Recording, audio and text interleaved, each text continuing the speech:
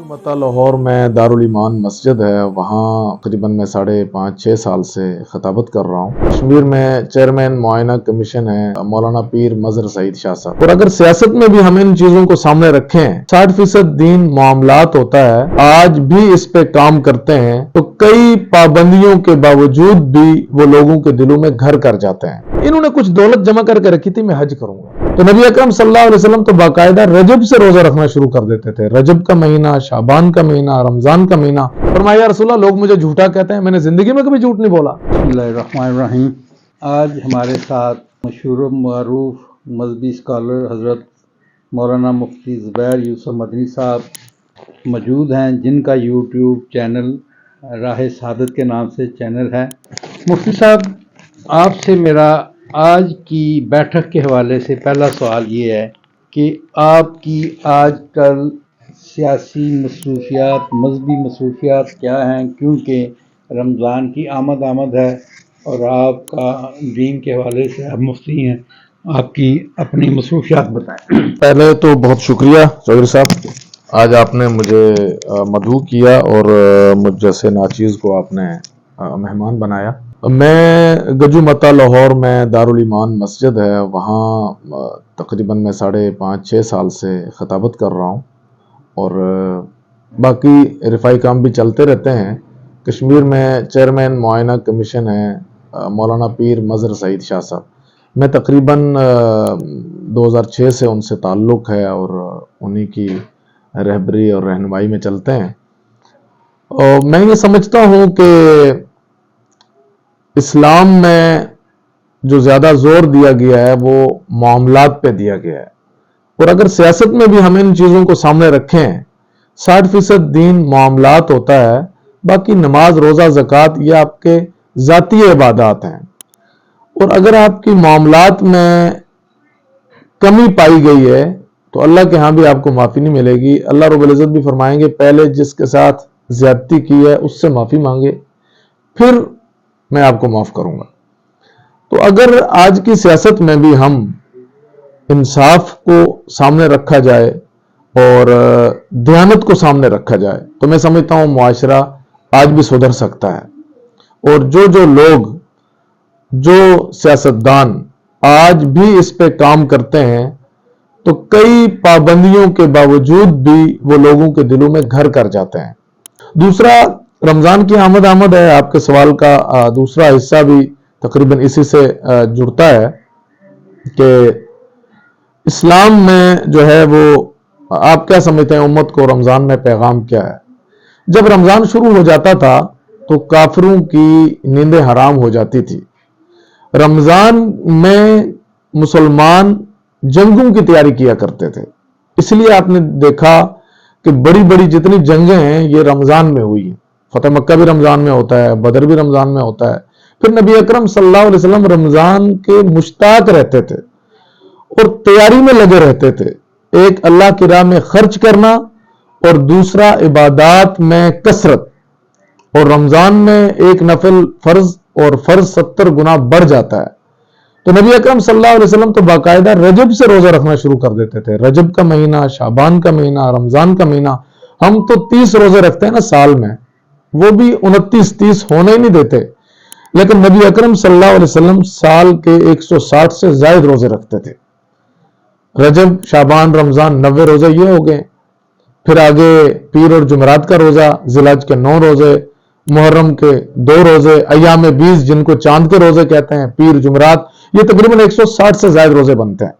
नबी अकरम सल्लल्लाहु अलैहि वसल्लम हमारे लिए एक अमली नमूना है।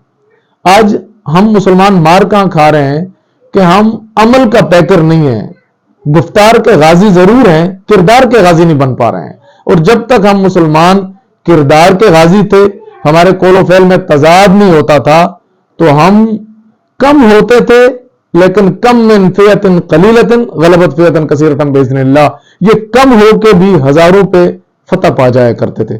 वजह क्या थी कि वजह अमल था। आज अमल हमारे अंदर से निकल गया। नबी अकरम सल्लल्लाहु अलैहि वसल्लम अमली पैगंबर थे, हमें कहा रोजे रखें, खुद 160 से ज्यादा रख रहे हैं। मुफ्ती साहब, मैं आपकी कता कलामी की माफ़ी चाहता हूँ। मैं ज़कात के हवाले से आपसे थोड़ी सी और तशरीह चाहूँगा। بہت اچھا سوال. کہ زکوٰۃ نظام مملکت کو چلانے کے لیے ایک میں سمجھتا ہوں، اس سے آپ نے روشنی ڈالنی، میرے پوائنٹ آف ویو سے حج، عمرہ، نماز، ان فرائض سے میرا خیال ہے کہ زکوٰۃ سب سے بڑا فرض ہے کہ جس سے پورا آپ کا معاشرہ یا پورا آپ کا ملک جو ہے وہ چلنا چاہیے. کہ ہمارا اگر زکوٰۃ اور عشر کے یہ ایک نظام اگر ہم ماشاءاللہ. اپنے ملک پہ لاگو کر لیں تو ان سے ملک کی تمام جو ادارے ہیں وہ بیسڈ ہو کے چل سکتے ہیں. اس پہ آپ کا کیا پوائنٹ ہے؟ ماشاءاللہ بہت زبردست سوال کیا آپ نے. دوسرے نمبر پہ زکوٰۃ فرض ہوئی ہے جی. ارکان اسلام میں پہلی نماز، دوسرے نمبر پہ زکوٰۃ فرض ہوئی ہے. اور زکوٰۃ اگر آپ غور کیا جائے، لوگ سمجھتے ہیں کہ ہم پہ بوجھ ہے. زکوٰۃ آپ کی کمائی کا 40واں حصہ ہے اور 39 آپ اپنے پاس رکھیں، کھائیں، موج کریں. اور پھر سال گزرے، پھر آپ صاحب نصاب ہوں، پھر آپ کے پاس 1 کروڑ کی گاڑی ہے تو آپ اس کو اگر استعمال کر رہے ہیں تو زکوٰۃ نہیں ہے. 10 کروڑ کا بنگلہ ہے، آپ اس میں رہائش رکھتے ہیں تو زکوٰۃ نہیں ہے. 39 اپنے پاس رکھیں، 1 اللہ کو دیں. اور حال ہمارا کیا ہے کہ ہم اس سے بھاگ رہے ہوتے ہیں. نبی اکرم صلی اللہ علیہ وسلم کے صحابہ کا یہ عالم تھا. حضرت عبد الرحمن بن عوف رضی اللہ عنہ کے بارے میں آتا ہے کہ وہ ایک وقت میں 1000 اونٹ کجاوے سمیت، رسیوں سمیت اللہ کی راہ میں دے دیا کرتے تھے. اور لوگ سمجھتے تھے کہ شاید کچھ نہیں رہا ہوگا، لیکن عبد الرحمن بن عوف رضی اللہ عنہ اس امت کے سب سے بڑے تاجر تھے. آج ہم بخیلی کی طرف زیادہ بڑھ رہے ہیں. مجھے ایک واقعہ یاد آیا. سالبہ بن ابی حاتب ایک منافق انسان تھا جو پہلی صف میں رسول اللہ صلی اللہ علیہ وسلم کے پیچھے نماز پڑھتے تھے. اس واقعے کو میں اس لیے کوٹ کر رہا ہوں کہ آج ہم زکوٰۃ سے بھاگ رہے ہیں. ہم اللہ کی راہ میں خرچ کرنے کو سمجھتے ہیں کہ شاید ہمارا دیوالیہ نہ نکل جائے، اور ہم سود کی طرف بڑھ رہے ہیں دن بدن، جو لعنت ہے. نبی اکرم صلی اللہ علیہ وسلم کے پاس وہ شخص آیا اور اس نے کہا کہ یا رسول اللہ صلی اللہ علیہ وسلم میرے لیے دعا کریں کہ میرے پاس مال آ جائے. تو اللہ کے نبی صلی اللہ علیہ وسلم نے فرمایا کہ اے سالبہ تو ہلاک ہو جائے، کیا تو اپنے نبی کی طرح نہیں بنتا کہ ایک دن کھائے اللہ کا شکر ادا کرے اور ایک دن روزہ رکھے؟ اور مجھے اللہ نے یہ بتا دیا ہے کہ اے محمد صلی اللہ علیہ وسلم میں احد پہاڑ کو سونے کا بنا دوں، لیکن میں چاہتا ہوں کہ میں امت کے غرباء کے ساتھ اٹھوں. لیکن سالبہ بن ابی حاتب کو نشہ چڑھ گیا تھا دولت کا. اس نے 2 4 5 8 دفعہ جب بار بار درخواست کی تو اللہ کے نبی صلی اللہ علیہ وسلم نے دعا مانگی اور اس کی بھیڑ بکریوں میں اضافہ ہوتا چلا گیا. 2 بکریاں، 10 بکریاں، 100 بکری، 400 بکری. وہ روز 5 وقت حضور کے پیچھے نماز پڑھتا تھا.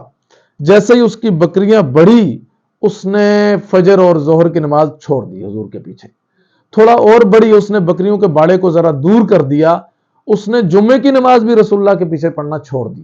جب سال گزر گیا تو اللہ کے نبی صلی اللہ علیہ وسلم نے فرمایا کہ سالبہ سے میں نے کہا تھا زکوٰۃ دینا، اور اس نے اس شرط پہ کہا تھا اللہ کے رسول میرے لیے دعا کریں، میں زکوٰۃ بھی دوں گا. آپ کو اگر ڈر ہے کہ میں بخیل بنوں گا، میں بخیلی نہیں کروں گا. سال گزرا، اللہ کے نبی صلی اللہ علیہ وسلم نے 2 صحابہ کو ساتھ لیا اور ان کو کہا کہ جائیں، یہ ایک رکا لے کر جائیں، ایک میری طرف سے خط لے کر جائیں، باقیوں سے بھی زکوٰۃ لیں، سالبہ بن حاتب کو کہیں انہیں اپنا وعدہ یاد دلائیں. وہ 2 صحابہ گئے، انہوں نے سالبہ بن ابی حاتب سے کہا کہ رسول اکرم صلی اللہ علیہ وسلم نے یہ پیغام بھیجا ہے، یہ خط پڑھیں. اچھا، نجاشی جو بادشاہ تھا وہ عیسائی تھا، لیکن جب وہ رسول اللہ صلی اللہ علیہ وسلم کے خط کو دیکھتا تھا تو آنکھوں سے لگاتا تھا، ادب کرتا تھا. اس بدبخت نے رسول اللہ کے خط مبارک کو لیا اور ایسے مٹھی میں اسے دبوچا اور ان کو کہا جائیں آپ آگے سے چکر لگا کے آئیں، دیتا ہوں. جیسے آج ہمارے پاس کوئی اللہ کی راہ میں مانگنے آتا ہے فقیر، ہم بھی کہتے ہیں جا مائی پہلے آگے چکر لا کے آ. جب وہ صحابہ گئے زکوٰۃ سمیٹ کے لے آئے تو سالبہ بن ابی حاتب کو کہا کہ بتائیں بھائی. سالبہ بن ابی حاتب نے نعوذ باللہ بہت گستاخانہ جملہ کہا. اس نے کہا کہ یہ بھی کافروں کی طرح ایک جزیہ ہمارے اوپر لگا دیا گیا ہے، جیسے کافروں سے ٹیکس ہوتا تھا ہم پہ بھی لگا دیا گیا. اور یہ کہہ کے اس نے وہ رسول اللہ کا خط ڈسٹ بین میں ڈال دیا. جب یہ 2 صحابہ واپس آئے تو کہا یا رسول اللہ صلی اللہ علیہ وسلم، اس ظالم نے آپ کے خط کو بے حرمتی کی اور زکوٰۃ نہیں دی، ساتھ کہا یہ تو جزیہ ہے، ٹیکس ہے. اللہ کے نبی صلی اللہ علیہ وسلم نے فرمایا کہ سالبہ ہلاک ہو گیا، اس کی بربادی کے دن شروع ہو گئے. سالبہ کو کوئی رشتہ دار تھا، وہ گیا، اس نے کہا کہ آیات اتر گئی ہیں، آیتیں اتری ہیں اور سالبہ ہلاک ہو جائے گا. اس نے اگلے سال کی بھی ایڈوانس زکات لی، وہ زکات بھی لی اور سر پہ رکھ کے رسول اللہ کے سامنے آیا۔ ادھر سے قرآن اتر چکا تھا، اللہ کے نبی صلی اللہ علیہ وسلم نے فرمایا سالبہ جو ڈر تھا وہی ہو گیا، اللہ تجھ سے ناراض ہو گیا اور مجھے حکم کر دیا کہ اب سالبہ سے زکات نہیں لینی۔ اگلے سال اللہ کے نبی صلی اللہ علیہ وسلم کا انتقال ہو جاتا ہے، حضرت ابوبکر رضی اللہ عنہ کا زمانہ آیا، 2 سال وہ پچھلے 2 سال کی زکات بھی لے کر آیا۔ حضرت ابوبکر نے فرمایا اللہ ناراض، رسول اللہ ناراض، میں کیوں لوں؟ چلا گیا واپس۔ اگلے سال 10 سال کے لیے حضرت عمر رضی اللہ عنہ کی حکومت آئی، وہ 10 سال چلتا رہا، حضرت عمر رضی اللہ عنہ نے اسے واپس کیا۔ حضرت عثمان کا زمانہ آیا، 12 سال حکومت تھی، 6 سال وہ اس دوران بھی چلتا رہا، اونٹوں پہ لاد کے لاتا رہا، اس کی زکات وصول نہیں کی گئی، یہ بدبخت ہو گیا اور مدینے کے بچوں کو یہ پکڑتا اور کہتا یہ زکات لو، تو مائیں اندر سے آواز دیتی تھی سالبہ سے دور بھاگو، اس کو حضور نے بددعا دی ہے، اس سے اللہ ناراض ہیں، اس کے قریب نہ جانا۔ تو چنانچہ روایات میں آتا ہے کہ سالبہ بن ابی حاتب دیواروں سے ٹکریں مارتا مارتا مر گیا، لیکن اس کی زکات کو قبول نہ کیا گیا۔ آج امت اللہ کی راہ میں خرچ کرنے سے ڈر رہی ہے۔ اسی طرح ایک اور بہت چھوٹا سا مختصر واقعہ کہ حضرت ربیع بن سلمان تابعی ہیں، انہوں نے کچھ دولت جمع کر کے رکھی تھی، میں حج کروں گا۔ جب یہ حج کے لیے نکلنے لگے، تیاری کرنے لگے، تو ایک عورت کو دیکھا وہ مردار کا گوشت کاٹ رہی تھی۔ کہا شرم نہیں آتی مردار کا گوشت کاٹ رہی ہو، کیا کر رہی ہو؟ اس نے کہا کہ میرا خامد طرطوس کے محاذ پہ عبداللہ بن مبارک کے ساتھ شہید ہو گیا، یہ میرے یتیم شہید کے بچے ہیں، کوئی ہے ہی نہیں پوچھنے والا۔ تو ربیع بن سلمان نے وہ جو دولت تھی نا جو حج کے لیے جمع کر کے رکھی تھی، کہا یہ لو ساری تمہاری ہو گئی، میری قسمت میں حج ہوا تو کروں گا۔ اللہ کی قدرت، 2 ماہ گزرے، لوگ حج سے واپس آئے، دیوانہ وار گئے، کسی کا ماتھا چوم رہے ہیں، کسی کا ہاتھ چوم رہے ہیں، بتاؤ رسول اللہ کا روزہ کیسا ہے، بیت اللہ کی بہاریں کیسی، ملتزم کیسا، زمزم کیسا۔ ہر شخص کہنے لگا ربیع بن سلمان کب سے جھوٹ بولنے لگ گئے ہو؟ ہم تو اپنے بچوں کو کہتے ہیں کہ سچے ہو جاؤ ربیع بن سلمان کی طرح، آپ جھوٹ بولتے ہو، ہم نے آپ کو دیکھا تو ہم سے پہلے ملتزم سے چمٹا ہوا تھا، بیت اللہ کا طواف کر رہا تھا، رسول اللہ کے روزے پہ درودوں کی ڈالیاں پڑھ رہا تھا، ابھی کثر نفسی کرتی ہو، کوئی مجھے حاجی صاحب نہ کہے، ہم سے پہلے تیز سواری پہ واپس بھی آ گئے۔ ربیع بن سلمان روتے روتے نڈال قدموں سے واپس آئے، لوگوں میں نے تو کبھی حج نہیں کیا، میں نے تو پیسے ادھر دے دیے اللہ کی راہ میں۔ جب کوئی نہ مانا تو نڈال قدموں سے آئے، بستر پہ آنکھ لگ گئی، رسول اللہ صلی اللہ علیہ وسلم کے خواب میں زیارت ہو گئی۔ فرمایا رسول اللہ لوگ مجھے جھوٹا کہتے ہیں، میں نے زندگی میں کبھی جھوٹ نہیں بولا، میں نے تو حج عمرہ نہیں کیا، پیسے تو شہید کی بیوہ کو دے دیے تھے، غریب کو دے دیے تھے۔ اللہ کے نبی صلی اللہ علیہ وسلم نے فرمایا اے ربیع بن سلمان یہ لوگ سچ کہتے ہیں، تو نے حج بھی کیا، تو نے عمرہ بھی کیا۔ یا رسول اللہ کیسے کیا؟ فرمایا تو نے خدمت خلق میں، شہید کی بیوہ، شہید کے بچوں کا خیال رکھنے میں اتنا بڑا ریکارڈ قائم کر لیا ہے، رب نے تیری شکل کا ایک فرشتہ پیدا کر لیا جو قیامت تک تیری طرف سے حج کرتا رہے گا۔ اگر آج ہماری امت، آج ہمارے لوگ اپنی زکوٰۃ صرف نکال لیں تو پاکستان اپنے قدموں پہ کھڑا ہو سکتا ہے۔